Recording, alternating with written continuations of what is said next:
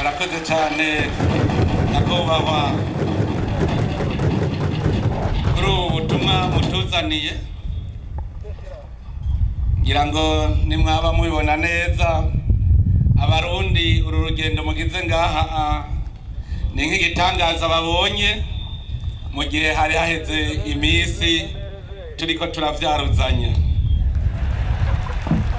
Ico nagira ndababwire ni kimwe, ico nagira ndabamenyeshe ni kimwe.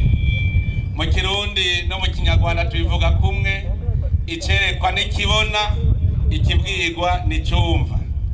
Kandi mu migenzo y'Ikirundi n'Ikinyarwanda tuvuga tuti agafuni kabagara ubumwe n'akarenge. Kubona rero no munsi mutuzaniye akarenge birafise ico bisigura. Twabonye kandi twumvise, turizeye neza yuko kuva ubu hariho igitabo twari tumaze imyaka twandika, Uburundi n'u Rwanda. Turizeye yuko ubu tugira tugisome kugira ngo dutangure igice gishasha.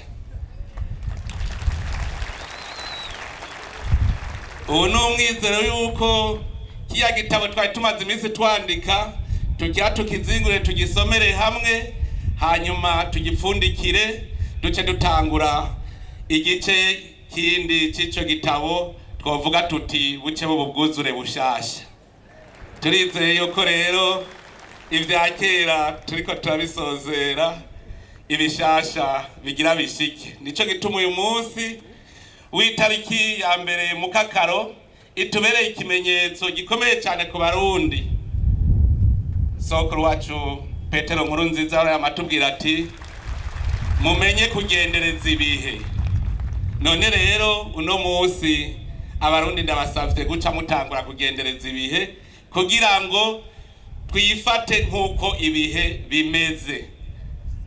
Ahandi hoho tutazi kujana n'ibihe wosanga tuciye tugenda bigura intege tugashika dutevye iyo tuja. None rero nyakubahwa mushikiranganje wa mbere, udushikanire ubutumwa bw'Abarundi ku nshuti zacu Abanyarwanda bose, na cane cane mudushikanire indamutso yacu kwa Nyenicubahiro Paul Kagame, umukuru w'igihugu cy'u Rwanda.